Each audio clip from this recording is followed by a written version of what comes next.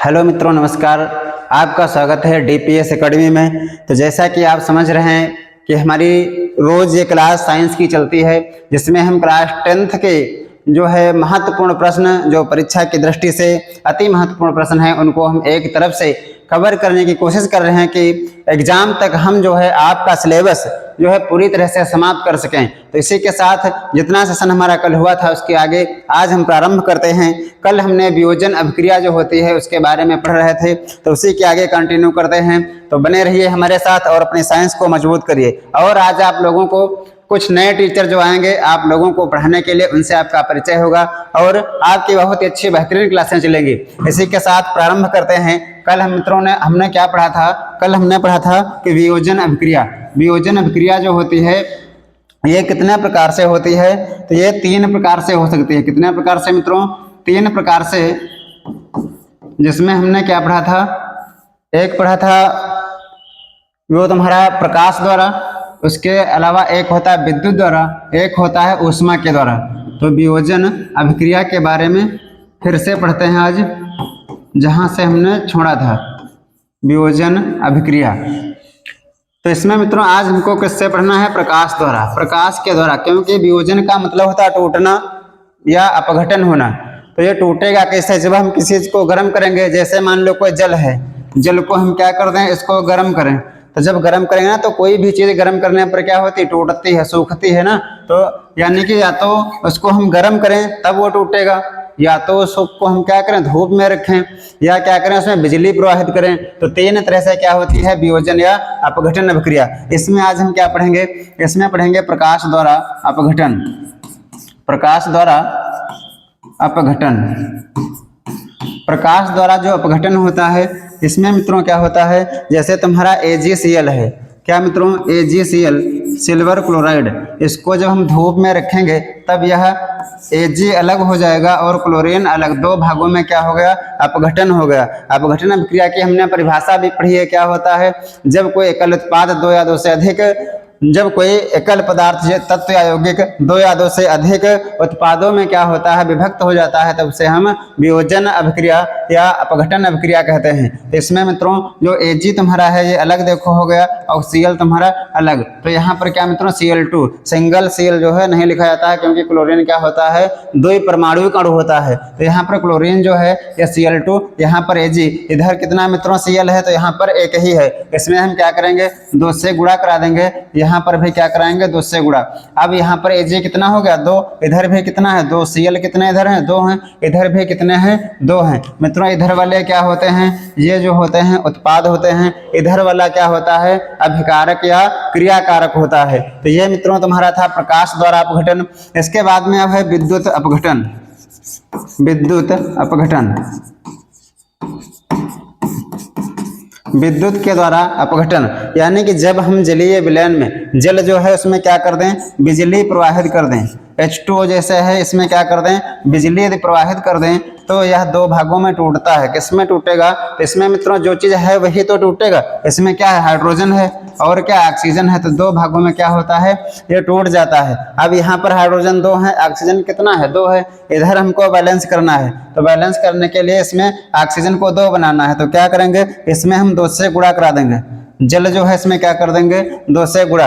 अब यहाँ पर हाइड्रोजन कितने हो गए दोस्तों? तो हाइड्रोजन यहाँ पर 4 हो गए, लेकिन ऑक्सीजन कितना है? ऑक्सीजन 2 है, इधर भी कितना है? 2, यानी कि ऑक्सीजन हमारा क्या है? बैलेंस है। हाइड्रोजन को करना है तो यहाँ पर भी क्या करें? 2 से गुणा करा देंगे। अब क्या हुआ? इधर जल और इधर जो हाइड्रोजन जल से निकला था वो भी कितना है? बराबर है, यानी कि हमारी अभिक्रिया जो है बैलेंस हो गई। तो अपघटन अभिक्रिया हमने जो थी 3 थी, तीनों हमने पढ़ लिया है। कौन सी? पहले थी ऊष्मीय अभिक्रिया, जिसमें हम गर्म करके विघटन कराते हैं, अपघटन कराते हैं। उसके बाद में प्रकाश द्वारा, प्रकाश में देखा इसका कलर मित्रों पूछा जाता है कि सिल्वर जो निकलता है, टूटता है, इसका कलर कैसा होता है? तो ये भूरे कलर का होता है, ग्रे कलर का हो जाता है। तो मित्रों जो विद्युत अपघटन होता है उसमें क्या होता है? जब हम किसी विलयन में बिजली प्रवाहित करते हैं तब वह विघटित हो जाता है, अपघटित हो जाता है। और देखो मित्रों 2 भागों में टूट गया। इसके बाद में अब हम पढ़ेंगे आगे की अभिक्रिया जो कौन सी होंगी? ऑक्सीकरण और अपचयन। इसके अलावा ऊष्मा छेपी, ऊष्मा शोषी, ये भी अभिक्रिया हैं। इनको हम पहले पढ़ते हैं। ये ऊष्मीय अभिक्रिया, ऊष्मीय अभिक्रिया जो होती हैं यह दो प्रकार की होती हैं। कितनी होती हैं दोस्तों? तो ये दो प्रकार की होती हैं। एक होती है ऊष्मा शोषी, एक होती है ऊष्मा छेपी। ऊष्मा शोषी और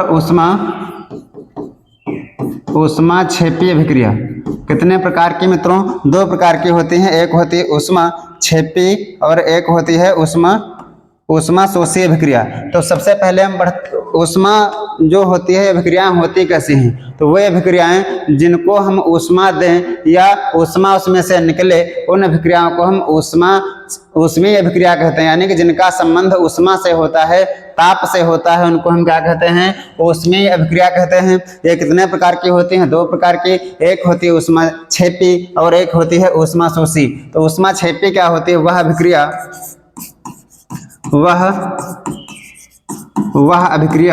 जिसमें अभिक्रिया को पूर्ण करने के लिए ऊष्मा बाहर से देना पड़ता है। ऊष्मा बाहर से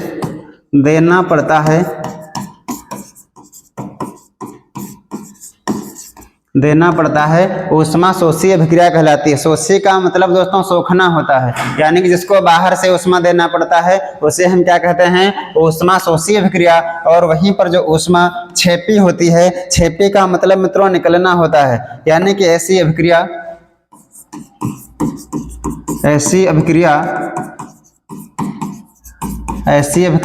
जिसमें अभिक्रिया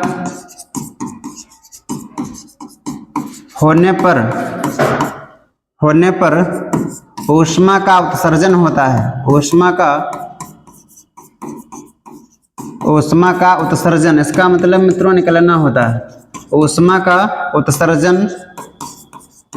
उत्सर्जन होता है, ऊष्मा छेपी अभिक्रिया कहलाती है।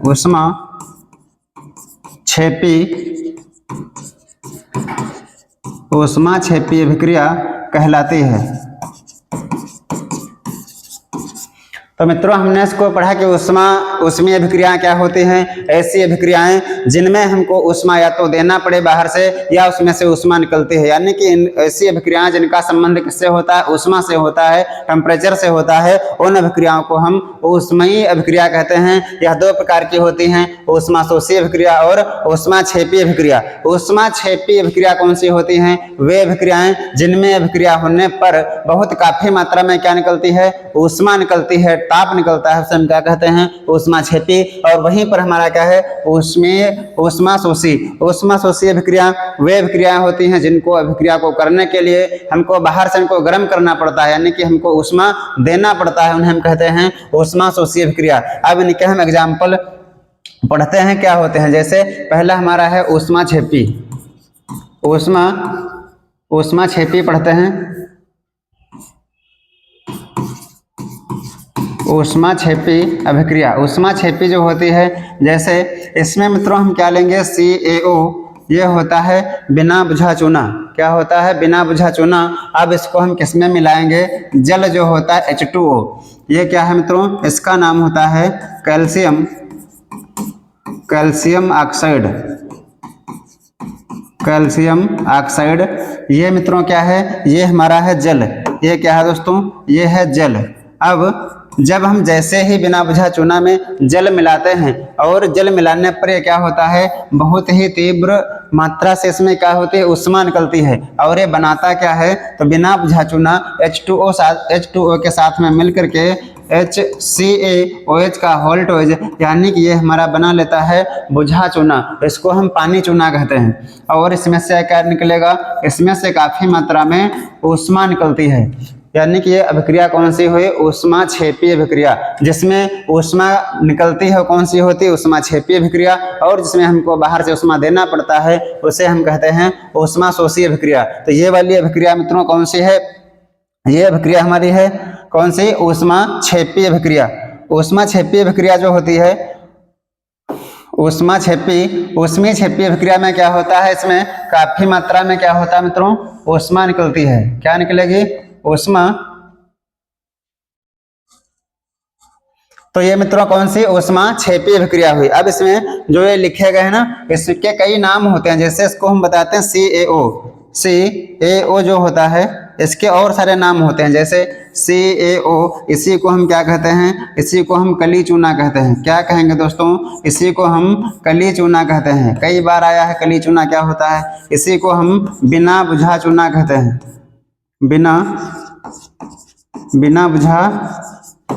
बिना बुझा चूना कहते हैं। इसी का नाम होता है कैल्शियम ऑक्साइड। और ये वाला मित्रों जो होता है, इसका नाम होता है पानी चूना। इसे क्या कहते हैं, पानी चूना। इसी को हम क्या कहते हैं, इसी को कहते हैं बुझा चूना। और इसी का नाम होता है कैल्शियम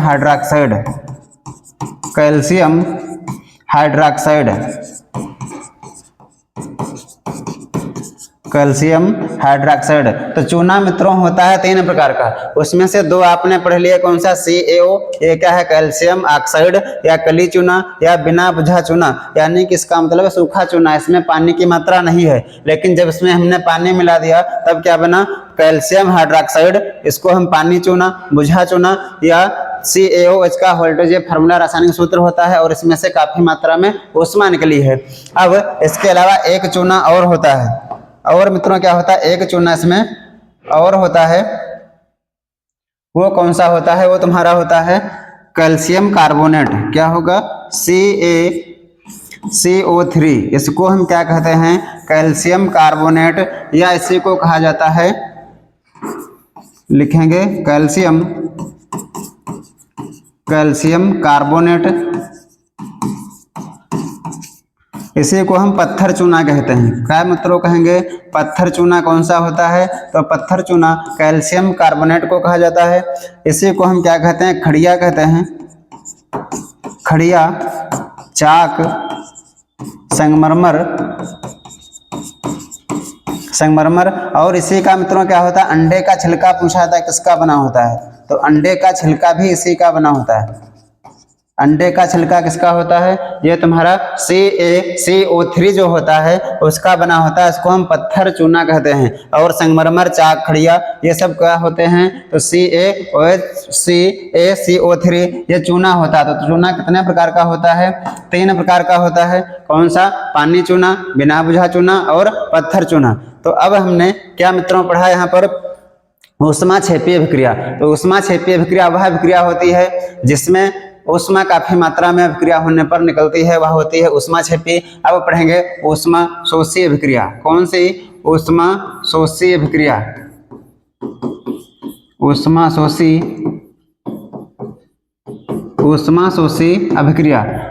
शोषी अभिक्रिया वह अभिक्रिया होती है जिसमें हमको ऊष्मा बाहर से देना पड़ता है, ऊष्मा उसको अभिक्रिया कराने के लिए। जैसे H2+I2, इसकी अभिक्रिया जब कराएंगे, ये मित्रों हाइड्रोजन है, ये क्या है, हाइड्रोजन है, और ये वाला क्या है, आयोडीन है। आयोडीन और हाइड्रोजन की जब अभिक्रिया कराते हैं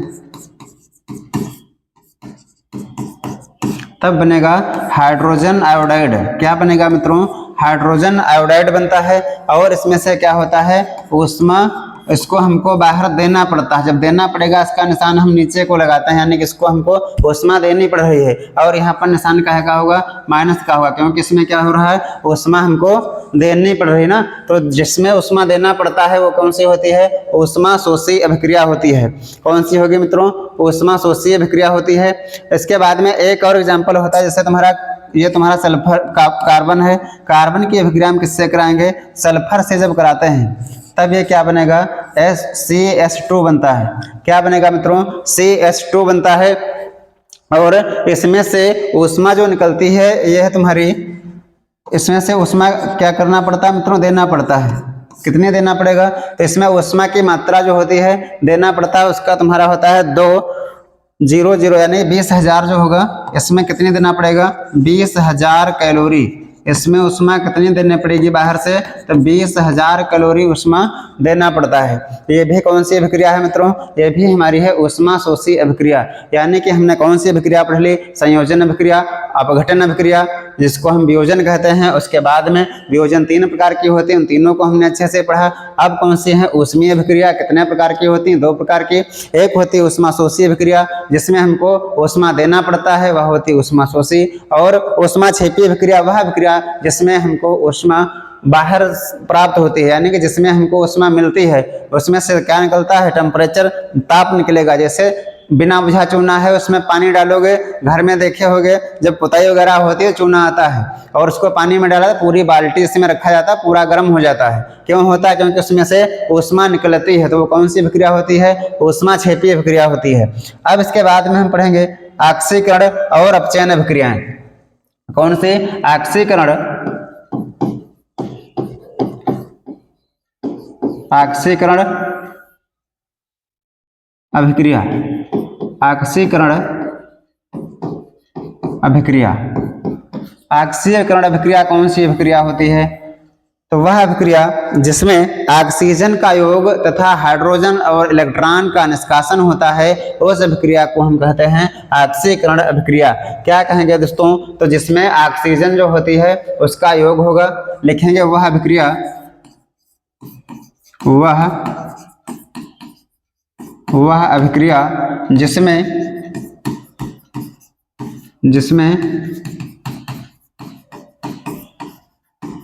ऑक्सीजन का योग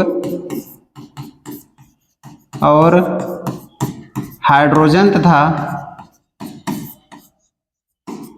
हाइड्रोजन तथा इलेक्ट्रॉन का निष्कासन होता है, इलेक्ट्रॉन का निष्कासन होता है, निष्कासन होता है, ये ऑक्सीकरण अभिक्रिया कहलाती है। क्या मित्रों, जिसमें ऑक्सीजन का योग, यानी कि जो हमारा ऑक्सीजन होगा वो क्या होगा, ऑक्सीजन इसमें जुड़ेगा, ऑक्सीजन जो होगा क्या होगा, जुड़ेगा, तथा हाइड्रोजन और इलेक्ट्रॉन जो होते हैं इनका क्या होगा, निष्कासन होगा। यानी कि इसमें से ऑक्सीजन जो होगा वह जुड़ जाएगा और हाइड्रोजन तथा इलेक्ट्रॉन क्या होते हैं, निष्कासित होते हैं। जैसे एग्जाम्पल इसका है, जैसे इसमें पढ़ेंगे C+O2। क्या मित्रों, C+O2, इधर ये क्या है मित्रों, ये हमारा कार्बन है, क्या ऑक्सीजन है, ये दोनों जब मिलेंगे तब क्या बनाएंगे, CO2। यानी कि इसमें देखो मित्रों, ये जो तुम्हारा ऑक्सीजन है कार्बन के साथ में जुड़ रहा है, कार्बन के साथ में देखो जुड़ा है यहाँ पर, तो क्या बन गया, कार्बन डाइऑक्साइड बना। इसका मतलब क्या है कि ये ऑक्सीजन का योग, हमने क्या पढ़ा कि वह अभिक्रिया जिसमें ऑक्सीजन का योग होता है, क्या होता है, योग होता है, उसे हम क्या कहते हैं, ऑक्सीकरण अभिक्रिया। तो यह कौन सी अभिक्रिया हुई, यह तुम्हारी ऑक्सीकरण अभिक्रिया है। कौन सी है, ऑक्सीकरण अभिक्रिया, यानी कि जिसमें क्या होता है, ऑक्सीजन का योग होता है, वह कौन सी होती है, ऑक्सीकरण अभिक्रिया। और इसको हमने संयोजन अभिक्रिया में भी पढ़ा था। और इसमें क्या है, इसमें भी वही है, कौन सा, ऑक्सीकरण अभिक्रिया, क्योंकि इसमें ऑक्सीजन जो है जुड़ रहा है, तो जिसमें ऑक्सीजन जुड़ता है वह कौन सी होती है, ऑक्सीकरण अभिक्रिया होती है। इसके अलावा और तुम्हारा है एक, जैसे SnCl2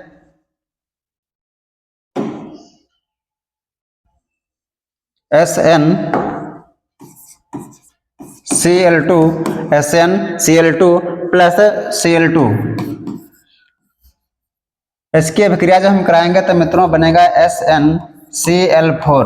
क्या मित्रों, SnCl4।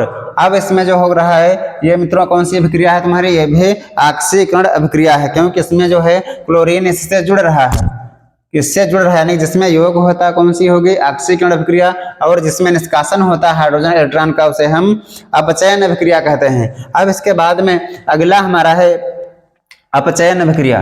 कौन सी अभिक्रिया, अपचयन अभिक्रिया,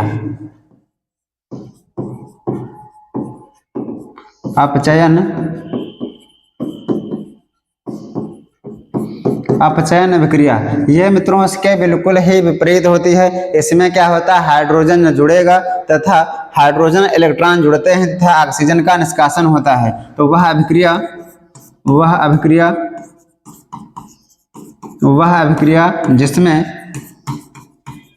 जिसमें हाइड्रोजन का योग, जिसमें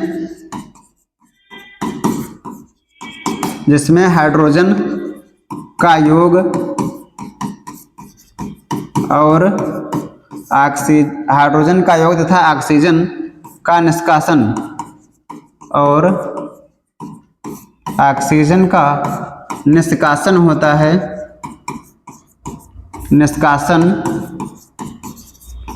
निष्कासन होता है, अपचयन अभिक्रिया कहलाती है। अपचयन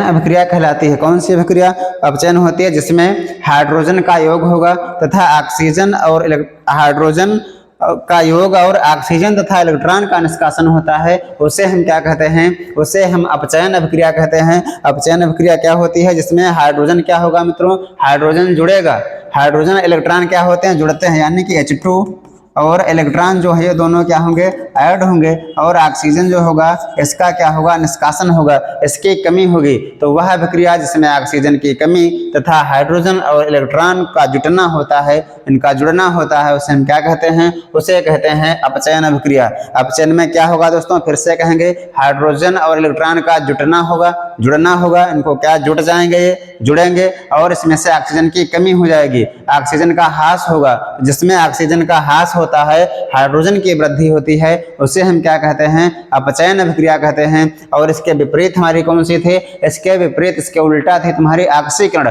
उसमें क्या होता था? उसमें ऑक्सीजन जुड़ रहा था, हाइड्रोजन और इलेक्ट्रॉन निकल रहे थे, हाइड्रोजन और इलेक्ट्रॉन का ह्रास हो रहा था। तो वो कौन सी थी? वह अभिक्रिया थी तुम्हारी ऑक्सीकरण। लेकिन ये वाली कौन सी है? ये तुम्हारी है अपचयन अभिक्रिया। कौन सी है? अपचयन। इसका एग्जाम्पल तुम्हारा है, जैसे इसके एग्जाम्पल लिखेंगे अभिक्रिया CuO, क्या मित्रों?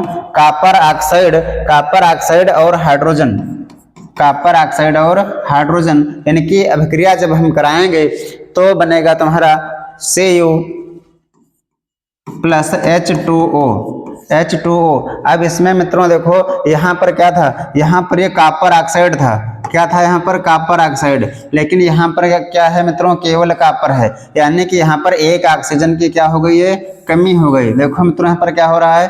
एक ऑक्सीजन जो है उसकी कमी हो गई, यानी कि इसमें ऑक्सीजन की कमी हो रही है। तो जिसमें ऑक्सीजन की कमी होती है वह कौन सी अभिक्रिया होती है? अपचयन अभिक्रिया होती है। अपचयन में क्या होगा? ऑक्सीजन की कमी होती है, और इसमें मित्रों तो ये कौन सी अभिक्रिया होगी? इसे हम क्या कहेंगे? ये एग्जाम्पल तुम्हारा होगा कौन सा? अपचयन अभिक्रिया का। यहाँ पर क्या हो रहा है? अपचयन हो रहा था। जिसमें ऑक्सीजन की कमी होती है वह क्या होता है? अपचयन होता है। अब यहाँ पर मित्रों देखिए, हाइड्रोजन क्या था? सिंगल था, इसमें क्या जुड़ गया? ऑक्सीजन, H2O बना, यानी कि इसमें क्या हो रहा है? हाइड्रोजन का योग हो रहा है। हाइड्रोजन का क्या हो रहा है मित्रों? इसमें हाइड्रोजन जो है जुड़ रहा है। इसका मतलब जिसमें हाइड्रोजन का योग और ऑक्सीजन का निष्कासन होता है, ऑक्सीजन की कमी होती है, उसे हम अपचयन अभिक्रिया कहते हैं। मित्रों कई बार आया परीक्षा में, फिर से आएगा, इसीलिए अच्छे से समझ लीजिए। जिसमें ऑक्सीजन निकलेगा, हाइड्रोजन जुड़ेगा, कौन सी अभिक्रिया होगी? अपचयन अभिक्रिया होगी। इसमें देखो, यहाँ से ऑक्सीजन एक निकल रहा है, केवल कॉपर बचा है। यहाँ पर हाइड्रोजन सिंगल था, इसमें ऑक्सीजन जुड़ गया, तो जिसमें हाइड्रोजन जुड़ेगा, हाइड्रोजन जुड़ जाता है, उसे क्या कहते हैं? अपचयन अभिक्रिया कहते हैं। और इसमें ऑक्सीजन निकल जाती है। इसके अलावा एक एग्जांपल और मित्रों, जैसे ZNO जिंक ऑक्साइड की अभिक्रिया हम किससे कराएंगे? इसकी अभिक्रिया कार्बन से जब कराते हैं, इसकी अभिक्रिया किससे कराएंगे? कार्बन से जब कराएंगे तब यह ZnCO बनेगा। क्या बनेगा मित्रों? Zn plus carbon monoxide. अब मित्रों देखिए, यहाँ से ऑक्सीजन क्या हुआ? निकल गया। यहाँ पर देखिए जिंक के साथ में था ऑक्सीजन, लेकिन यहाँ पर क्या है? यहाँ पर सिंगल जिंक है, यानी कि यहाँ से ये वाला ऑक्सीजन जो है इसकी क्या हो गई है? इसकी जो है कमी हो गई है। क्या हो गई मित्रों? यहाँ पर ऑक्सीजन की कमी हो रही है, ऑक्सीजन यहाँ से निकल रहा है। क्या दोस्तों? यहाँ से ऑक्सीजन जो है निकल रहा है, कमी हो रही है। इसका मतलब क्या है? यहाँ पर हो रहा है अपचयन। अपचयन कहाँ पर होता है? जहाँ पर ऑक्सीजन की कमी और हाइड्रोजन का योग होता है, वहाँ पर कौन सी अभिक्रिया होती है? वहाँ पर अपचयन अभिक्रिया होती है। तो मित्रों आशा करते हैं समझ में आ रहा होगा। फिर से एक बार समझते हैं। क्या समझते हैं? जैसे अभी हमने बताया कि जिसमें क्या हो? ऑक्सीजन ऑक्सीजन का योग हाइड्रोजन और इलेक्ट्रॉन जो होते हैं इनका क्या हो निष्कासन। ध्यान से समझना मित्रों, इनका क्या हो निष्कासन और हाइड्रोजन का क्या हो योग। यानी कि योग का मतलब मित्रों जुड़ना, तो जिसमें ऑक्सीजन क्या हो जुड़े और हाइड्रोजन तथा इलेक्ट्रॉन का निष्कासन होता है उसे हम कहते हैं ऑक्सीकरण। क्या कहेंगे? ऑक्सीकरण अभिक्रिया। क्या कहेंगे मित्रों से? इसे हम ऑक्सीकरण अभिक्रिया कहते हैं। इसके अलावा इसके उल्टा तुम्हारी कौन सी है, जिसमें क्या हो हाइड्रोजन और इलेक्ट्रॉन जो होते हैं इनका क्या हो योग और ऑक्सीजन जो है इसकी क्या हो कमी हो या निष्कासन। कमी या निष्कासन का मतलब मित्रों कमी होती ना, निकल रहा है इसका मतलब उसकी कमी हो रही है। तो ये अभिक्रिया कौन सी होगी? इसे हम कहेंगे अपचयन अभिक्रिया। क्या कहते हैं इसे? इसको हम अपचयन अभिक्रिया कहते हैं। इसका नाम क्या है मित्रों? अपचयन अभिक्रिया। अपचयन अभिक्रिया कौन सी होती है? अपचयन को हम अवकरण भी कहते हैं। क्या कहेंगे इसे? अवकरण अभिक्रिया भी कहते हैं। क्या कहते हैं? अवकरण अभिक्रिया। अवकरण के अलावा इसका एक नाम और होता है जिसे हम उपचायक या ऑक्सीकारक कहते हैं। उपचायक और ऑक्सीकारक, ये कोई भी नाम मित्रों आ जाए तो यही लिखना। क्या लिखना? ऑक्सीकारक, अवकरण, अपचयन और उपचायक इन्हीं के नाम होते हैं। ऑक्सीकरण अभिक्रिया जो होता है इसका नाम होता है उपचयन। इसे क्या कहते हैं दोस्तों? इसे हम कहते हैं उपचयन। उपचयन, अपचायक, अवकारक। उपचयन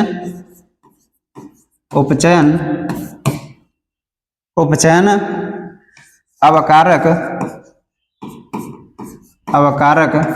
तो मित्रों ये नाम किसके होते हैं? ऑक्सीकरण अभिक्रिया के अन्य नाम होते हैं ऑक्सीकरण, उपचयन, अवकारक। अवकारक के अलावा एक अपचायक होता है। क्या दोस्तों? अपचायक। इतने नाम मित्रों होते हैं, इनको याद रखना। ऑक्सीकरण अभिक्रिया, उपचयन अभिक्रिया, अवकारक अभिक्रिया, अपचायक अभिक्रिया। इसमें अपचयन, अवकरण, उपचायक और ऑक्सीकारक ये अभिक्रियाओं के नाम जो हैं इन्हीं अभिक्रियाओं के नाम हैं ऑक्सीकरण अभिक्रिया। वह अभिक्रिया जिसमें क्या होता है ऑक्सीजन का योग हाइड्रोजन तथा इलेक्ट्रॉन की कमी होती है या उनका निष्कासन होता है, उसे हम क्या कहते हैं? उसे कहते हैं ऑक्सीकरण अभिक्रिया। और अपचयन अभिक्रिया क्या होती है? जिसमें हाइड्रोजन और इलेक्ट्रॉन जो होते हैं इनका क्या हो रहा है? योग हो रहा है। जिसमें हाइड्रोजन और इलेक्ट्रॉन का योग होता है, ऑक्सीजन की कमी होती है, उसे हम क्या कहते हैं? अपचयन अभिक्रिया, अवकरण अभिक्रिया, उपचायक अभिक्रिया या ऑक्सीकारक अभिक्रिया। आशा करते हैं मित्रों आपको समझ में आया होगा। इसके बाद में अगली हम पढ़ते हैं मोस्ट इंपॉर्टेंट कौन सी है? रेडॉक्स अभिक्रिया। कौन सी मित्रों? रेडॉक्स अभिक्रिया। रेडॉक्स अभिक्रिया बहुत ही आसान है दोस्तों, ज्यादा इसमें कुछ नहीं है, बस एक बार समझना है। रेडॉक्स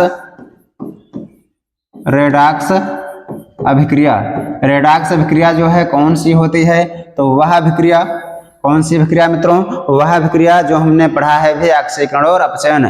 तो ऐसी अभिक्रिया जिसमें ऑक्सीकरण और अपचयन दोनों साथ साथ होते हैं उसे हम कहते हैं रेडॉक्स अभिक्रिया। तो वह अभिक्रिया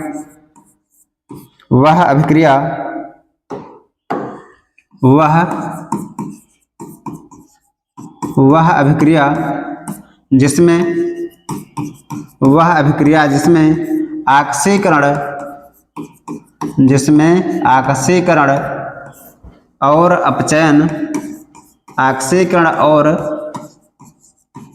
ऑक्सीकरण और अपचयन अभिक्रियाएं दोनों साथ साथ होती हैं।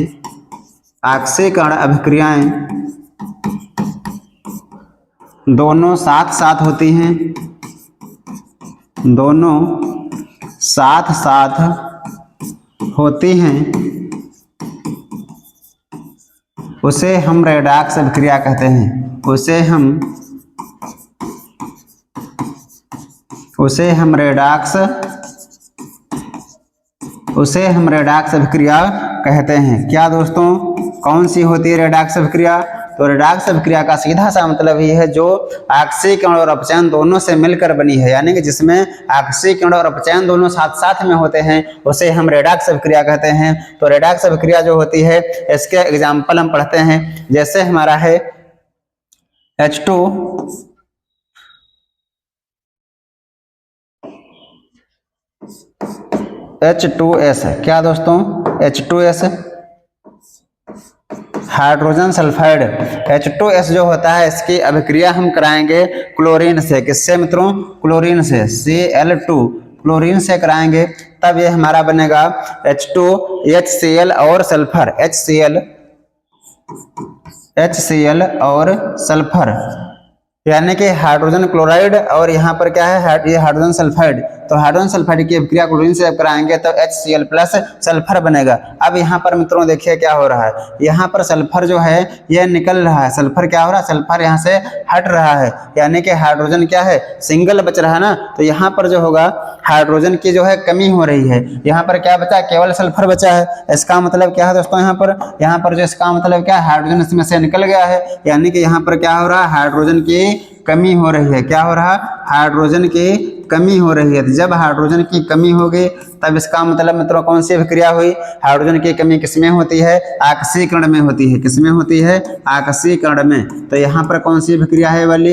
ये हमारी है आकसीकरण। क्योंकि इसमें क्या हो रहा है? ऑक्सीजन हाइड्रोजन की कमी हो रही है। जिसमें हाइड्रोजन की कमी होती है उसे हम क्या कहते हैं? उसे हम कहते हैं ऑक्सीकरण अभिक्रिया। ऑक्सीजन का योग हाइड्रोजन की कमी क्या कहलाता है? ऑक्सीकरण अभिक्रिया। और यहाँ पर नीचे जो है यहाँ पर हाइड्रोजन क्या हो रहा है मित्रों? तो यहाँ पर देखिएगा हाइड्रोजन जो है जुड़ रहा है। क्या हो रहा है? यहाँ पर हाइड्रोजन जुड़ रहा है। क्लोरीन के साथ में क्या हो रहा है? हाइड्रोजन जुड़ रहा है। तो जिसमें हाइड्रोजन का योग होता है वह कौन सी होती है? अपचयन होती है। तो यहाँ पर क्या हो रहा है? अपचयन। क्योंकि इसमें हाइड्रोजन क्या हो रहा है? हाइड्रोजन इसमें जुड़ रहा है। क्लोरीन यहाँ पर सिंगल थी ना, यहाँ पर जुड़ रहा है। यहाँ पर क्या कराएंगे? 2 से इसमें गुणा कराएंगे। 2H यहाँ पर है, 2H इधर है, सल्फर इधर 1 है, इधर भी सल्फर 1 है। क्लोरीन यहाँ पर 2 है, यहाँ भी 2 है। तो ये मित्रों कौन सी अभिक्रिया हुई? ये हुई हमारी रेडॉक्स अभिक्रिया। रेडॉक्स अभिक्रिया कौन सी अभिक्रिया होती है? वह अभिक्रिया जिसमें ऑक्सीकरण और अपचयन दोनों अभिक्रियाएं साथ साथ में होती हैं उसे हम कहते हैं रेडॉक्स अभिक्रिया। इसमें मित्रों ये वाला इसमें क्या हो रहा है? ऑक्सीकरण हो रहा है। किसका? हाइड्रोजन का। हाइड्रोजन में क्या हो रहा है? कमी हो रही है। कमी का मतलब हाइड्रोजन निकल रहा है। और अभी हमने पढ़ा जिसमें हाइड्रोजन निकलता है उसे हम क्या कहते हैं? ऑक्सीकरण कहते हैं। और यहाँ पर हाइड्रोजन जो है जुड़ रहा है। क्लोरीन यहाँ पर सिंगल था, इसमें आके हाइड्रोजन चिपक गया, इसका मतलब इसमें जुट गया। तो जिसमें हाइड्रोजन जुटता है, जिसमें हाइड्रोजन जुड़ेगा वह कौन सी होगी? अपचयन अभिक्रिया। और जिसमें दोनों एक ही अभिक्रिया में हो जाए साथ साथ उसे हम कहते हैं रेडॉक्स अभिक्रिया। कितना आसान है। क्या है मित्रों? अभी हमने पढ़ा जिसमें हाइड्रोजन की क्या हो? कमी हो, वह कौन सी होगी? ऑक्सीकरण। जिसमें हाइड्रोजन जुड़ रहा हो उसे क्या कहते हैं? और जिसमें ऑक्सीजन जुड़ेगा वह क्या होती है? अपचयन। यानी कि अपचयन में हाइड्रोजन जुड़ता है और इसमें हाइड्रोजन की कमी होती है ऑक्सीकरण में। तो यहाँ पर देखिए यहाँ पर क्या था दोस्तों? यहाँ पर था H2S। अब यहाँ पर क्या बचा? सिंगल S यानी कि केवल सल्फर बचा है। इसमें से हाइड्रोजन निकल गया, हाइड्रोजन की कमी हो गई। तो कमी हो गई तो कौन सी हुई? ऑक्सीकरण। और यहाँ पर क्लोरीन था सिंगल, इसमें क्या चिपक गया? कर हाइड्रोजन, मतलब हाइड्रोजन जुड़ गया। तो हाइड्रोजन जुड़ेगा तो क्या होगा? अपचयन होगा। बहुत ही अच्छी तरीके से समझ में आया दोस्तों। तो अब जो है आप लोग भी अच्छे से समझ रहे होंगे। इसके बाद में अब हम पढ़ते हैं इसके अलावा अभिक्रियाएं हमारी समाप्त हुई। यहाँ पर एक अभिक्रिया और बची है, उसको हम बता दे रहे हैं। जैसे तुम्हारी आती है उदासीनीकरण अभिक्रिया। कौन सी मित्रों? उदासीनीकरण अभिक्रिया।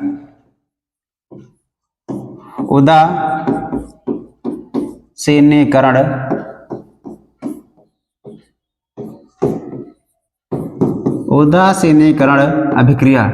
तो मित्रों ये उदासीनीकरण अभिक्रिया क्या होती है? ऐसी अभिक्रिया जो अम्ल और क्षार मिलकर आपस में करते हैं उसे हम क्या कहते हैं? उदासीनीकरण अभिक्रिया।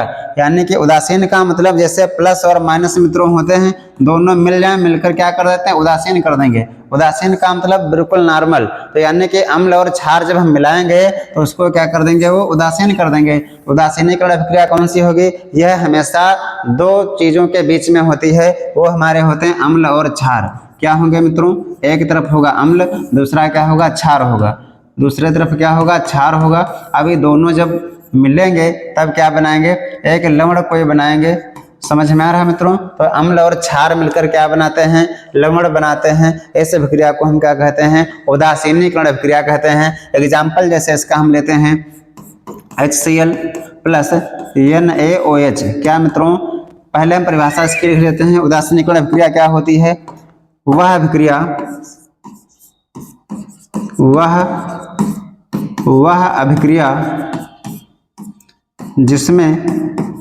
जिसमें अम्ल और क्षार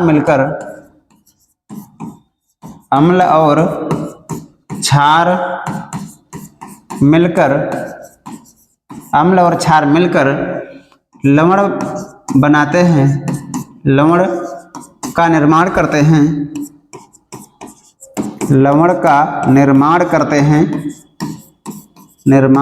हैं, उदासीनीकरण अभिक्रिया कहलाती है। उदासीनीकरण अभिक्रिया कहलाती है। उदासीनीकरण अभिक्रिया कहलाती है। क्या होती है दोस्तों? तो वह अभिक्रिया जिसमें क्या होता है, जिसमें अम्ल और क्षार मिलकर के लवण को बनाते हैं, तो उदासीनीकरण अभिक्रिया होती है। जैसे हम यहाँ पर क्या लेते हैं, एक क्षार लेते हैं। क्षार हमारा क्या है? NaOH। इसे हम क्या कहते हैं? Sodium hydroxide. क्या मित्रों? सोडियम हाइड्रोक्साइड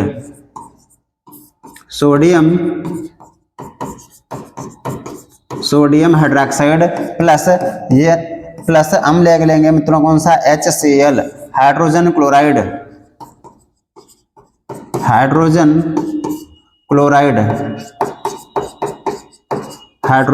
क्लोराइड यानी कि हाइड्रोक्लोरिक अम्ल। इसको जब हम लेंगे दोनों मिलकर के क्या बनाएंगे मित्रों? तो ये बनाएंगे NaCl प्लस H2O, यानी कि ये क्या बनाते हैं? NaCl क्या बना दोस्तों? लवण बना है। और H2O क्या है? ये हमको जल प्राप्त हुआ।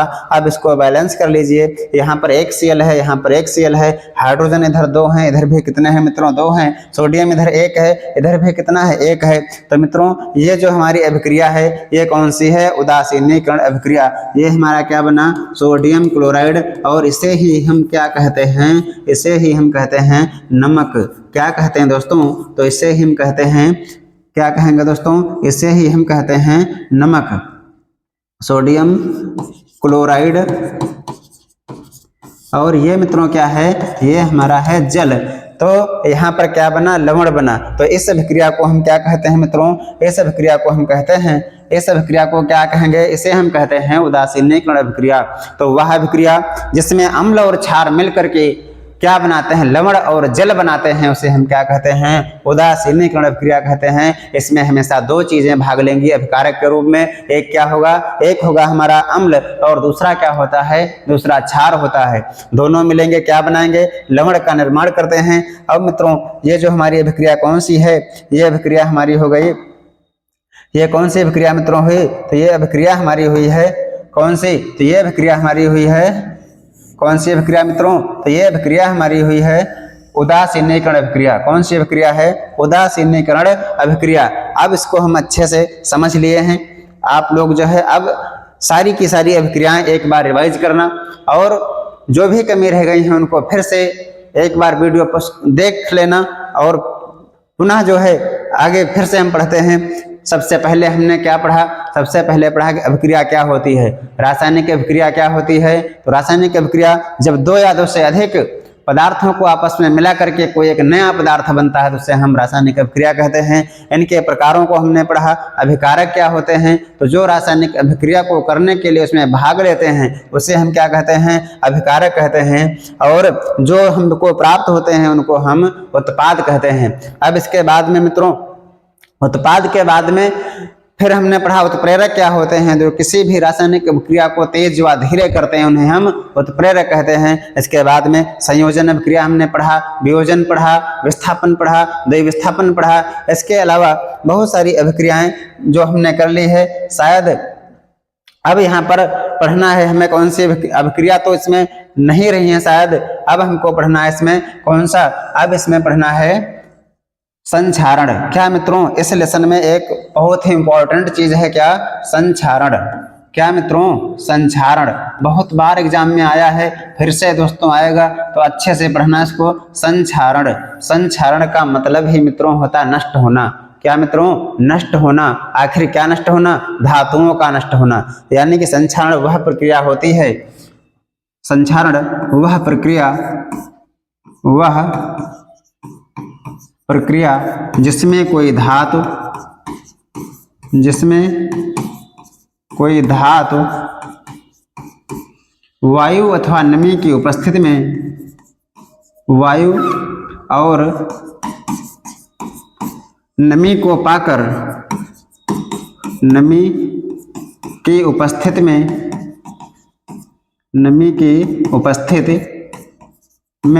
आक्सीकृत होकर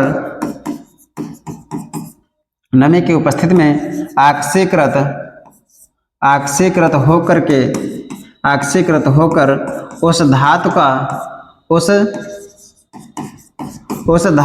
को नष्ट कर देते हैं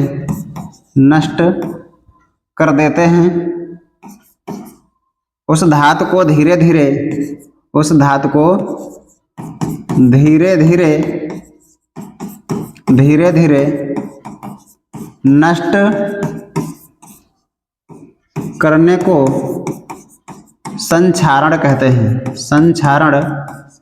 संक्षारण कहते हैं।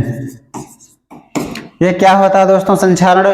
तो संक्षारण का सीधा सा मतलब, जैसे कोई धातुएं हैं, उन धातुओं को क्या होता है, जैसे वायु बाहर से मिलती है, उस पर पानी पड़ा या वाष्प पड़ गई, नमी बन गई, नमी बनने के बाद लोहे जैसी धातुएं क्या होती हैं, उन पर जंग लग जाती है, चांदी क्या होती है, काली हो जाती है। ये सब क्या है, संक्षारण के ही इसके गुण होते हैं। इसी कारण क्या होता है, लोहे पर जंग लगती है, चांदी काली हो जाती है, कापर हरा हो जाता है। यानी विभिन्न धातुओं पर आक्सीकृत होने के बाद में उनके जो होते हैं क्षरण होने के, नष्ट होने के आसार बढ़ जाते हैं। उसे हम क्या कहते हैं, संक्षारण कहते हैं। जैसे लोहे पर जंग लगना, जैसे मित्रों इसमें क्या है, लोहे पर जंग लगना, लोहे पर जंग लगना क्या है मित्रों, संक्षारण होता है। संक्षारण क्या होता है, जैसे लोहे पर जंग लगना, लोहे पर जब जंग लगती है तब पूछा जाता है इसका भार घटेगा या बढ़ेगा। तो लोहे पर जंग लगने पर लोहे का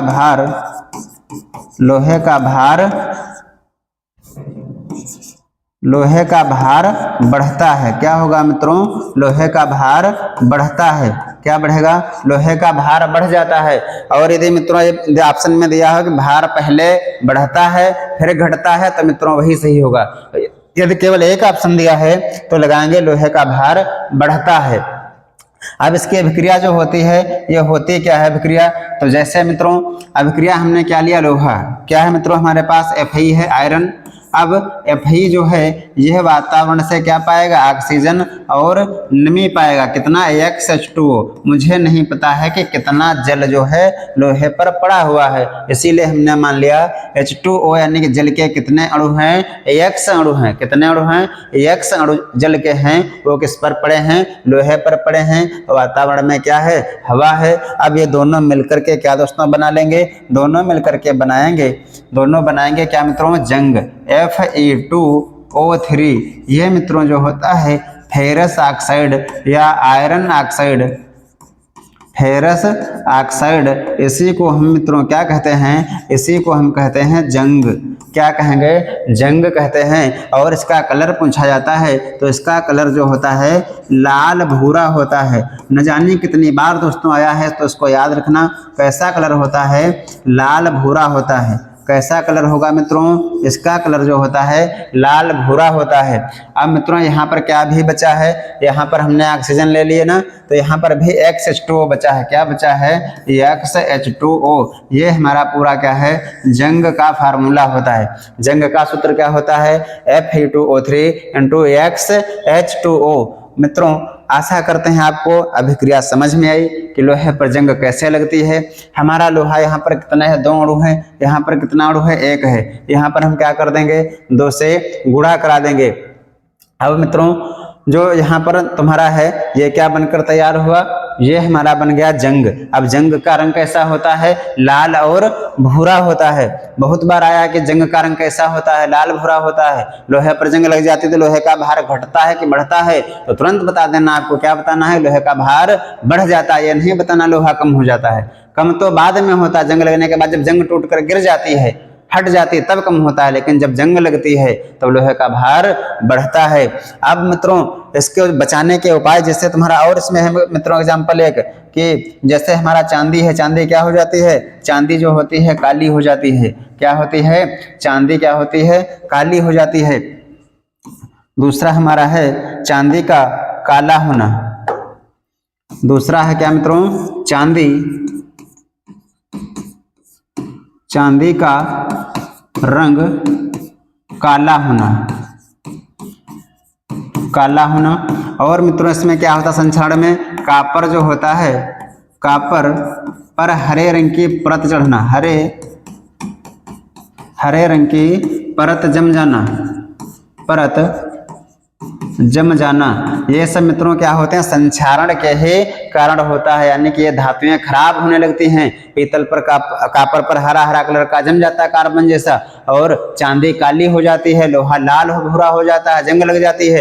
ये सब किसके उदाहरण हैं, ये हमारे संक्षारण के एग्जाम्पल होते हैं। अब इसके बाद में इसके उपाय पूछे जाते हैं कि संक्षारण को हम कैसे बचा पाएंगे। तो संक्षारण को बचाने के उपाय, संक्षारण को बचाने के उपाय, संक्षारण को बचाने के उपाय, संक्षारण को जो बचाने के उपाय हैं ये मित्रों क्या होते हैं। तो संक्षारण को हम कैसे बचा पाएंगे, यानी कि हमारे घर में जो लोहा पड़ा हुआ है, चांदी पड़ी हुई है या कापर रखा हुआ है, उसको हम कैसे बचा पाएंगे, कैसे उसको हम सुरक्षित रख पाएंगे, इसको हम क्या कहते हैं, संक्षारण को बचाने के उपाय। संक्षारण क्या होता है, जो धातुओं को नष्ट करने का गुण होता है संक्षारण कहते हैं, और इसको बचाने का जो होता है उसके उपाय क्या होते हैं। तो उपाय नंबर 1 हम लिखते हैं, क्या करेंगे, धातुओं को पेंट करेंगे। क्या करेंगे दोस्तों, धातुओं को हम पेंट करेंगे, धातुओं को पेंट कर देंगे, धातुओं को पेंट लगाकर बचाया जा सकता है। क्या कर सकते हैं, पेंट लगाकर बचाया जा सकता है, बचाया जा सकता है। और क्या कर सकते हैं मित्रों, और कर सकते हैं कि नंबर 2 धातुओं का मिश्रण बना सकते हैं, धातुओं का मिश्रण द्वारा, धातुओं का मिश्रण बनाकर क्या कर सकते हैं, बचा सकते हैं, मिश्रण बनाकर। और मित्र मिश्रण का मतलब जैसे मित्रों तुम्हारा जो पीतल होता है वो क्या होता है, 2 धातुओं से मिलकर बना होता है। ऐसे ही जब 2 या 3 धातुएं आपस में मिला दी जाती हैं तो उनके संक्षारण होने की, नष्ट होने के आसार कम हो जाते हैं, यानी कि वे संक्षारण से बच जाएंगे। इसके बाद में और तीसरा पॉइंट क्या है दोस्तों, और क्या है कि हम धातुएं जो होती हैं, धातुओं के ऊपर अन्य धातुओं की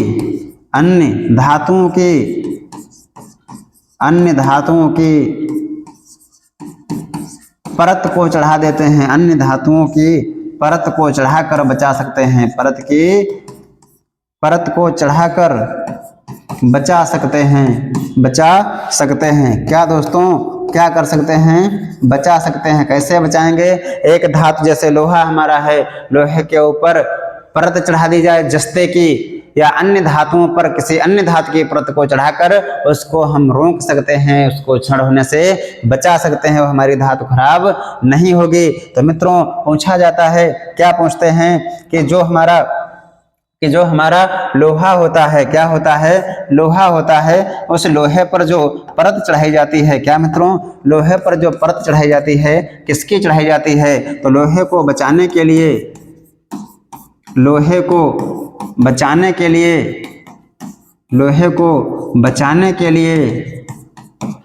उसके ऊपर क्या करते हैं, जिंक, यानी कि जो जस्ता होता है, जस्ता की परत को चढ़ाया जाता है। क्या किया जाता है, लोहे को बचाने के लिए जस्ते की परत को चढ़ाया जाता है। अब मित्रों एक बात और यहाँ पर पूछी जाती है, क्या पूछा जाता है कि ये जो परत चढ़ाई जाती है इस विधि को हम क्या कहते हैं, क्या ऐसे ही उस पर रखने से चढ़ जाएगी। नहीं दोस्तों, क्या किया जाता है, इसको एक विधि होती है जिसे हम क्या कहते हैं, जस्ते की परत को चढ़ाने की विधि को हम क्या कहते हैं, गैल्वेनाइजेशन। क्या कहते हैं, इसको हम जस्तीकरण कहते हैं। क्या कहते हैं दोस्तों, जस्तीकरण, जस्तीकरण या इसी को गैल्वेनाइजेशन कहते हैं। क्या कहते हैं, गैल्वेनाइजेशन। ये मित्रों कई बार आया है। गैल्वेनाइजेशन क्या होता है, तो ये होता है लोहे पर जस्ते की परत का चढ़ाना। तो मित्रों यहाँ तक समझ में आया होगा। मोस्ट इंपॉर्टेंट प्रश्न दोस्तों, इसको आप लोग ध्यान से पढ़ना कि ये क्या होता है। क्या मित्रों, ये F जो होता है तुम्हारा जंग का फार्मूला याद रखना क्या होता है, Fe2O3 इंटू XH2O। ये जंग होती है, लाल भूरे रंग की होती है। किस पर होती है, लोहे पर होती है। इसको कैसे बचा सकते हैं, इसको पेंट लगाकर इसके ऊपर जस्ते की परत चढ़ाकर। जस्ते की परत चढ़ाने की विधि को क्या कहते हैं, जस्ते की परत चढ़ाने की विधि को हम कहते हैं जस्तीकरण या गैल्वेनाइजेशन। अब मित्रों इसके बाद में हम अगला पढ़ते हैं। एक टॉपिक इसमें और बचा है जिसे हम विकृत गंधिता कहते हैं। क्या मित्रों, विकृत गंधिता क्या होती है, विकृत गंधिता, विकृत गंधिता, विकृत गंधिता, विकृत गंधिता दोस्तों क्या होती है, तो विकृत गंधिता कुछ ऐसे पदार्थ हमारे घरों में होते हैं जैसे तेल, वसा, वसाई वाले भोज्य पदार्थ जो होते हैं उनको रख देने पर काफी यानी कि धूप में इनको रख दिया जाए या ढक कर रख दिया जाए या कई दिनों तक रख दिया जाए तो उनमें से एक विशेष प्रकार की गंध आती है। वही गंध ही क्या कहलाती है, विकृत गंधिता कहलाती है। तो जब तेलीय या वसायुक्त पदार्थ, जब तेलीय या वसायुक्त पदार्थ, वसायुक्त भोज्य पदार्थों से, वसायुक्त भोज्य पदार्थों से, वसायुक्त भोज्य पदार्थों से, वसायुक्त या तेलीय भोज्य पदार्थों से जब एक विशेष प्रकार की गंध, जब एक विशेष प्रकार की गंध आने लगती है, गंध आने लगती है, उसी को हम क्या कहते हैं, उसी को विकृत गंधिता कहते हैं। उसी को विकृत गंधिता कहा जाता है।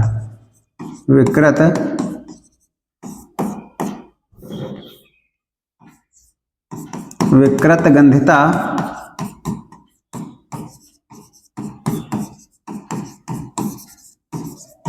जिसे दोस्तों बासी भोजन कहते हैं। यानी कि एक तेल या वसा वाले जो पदार्थ होते हैं, भोज्य पदार्थ, उनको रख दिया जाए तो कुछ समय के बाद उसमें से विशेष प्रकार की स्मेल आती है, गंध आने लगती है, जिसके कारण वो भोज्य पदार्थ क्या हो जाते हैं, हमको लगता है कि खराब हो गए हैं, ऐसा मालूम होता है। जो गंध आती है उसमें से स्मेल आती है, उसी को हम क्या कहते हैं, इसी गुण को हम विकृत गंधिता कहते हैं। अब इसके भी बचाने के उपाय पूछे जाते हैं। इसके बचाने के उपाय, पहली बात तो इसे क्या करेंगे, तेज धूप में नहीं रखेंगे। जो भोजन हमारा होता है, भोजन को कम ताप पर हल्का ढक कर रखना चाहिए, ढक कर रखना चाहिए। यानी कि मित्रों टेम्परेचर यदि कम है तो हमारा भोजन जल्दी से खराब नहीं होगा। ठंडे यानी कि कम तापमान पर रखना चाहिए। उसके बाद में अगला है तेज धूप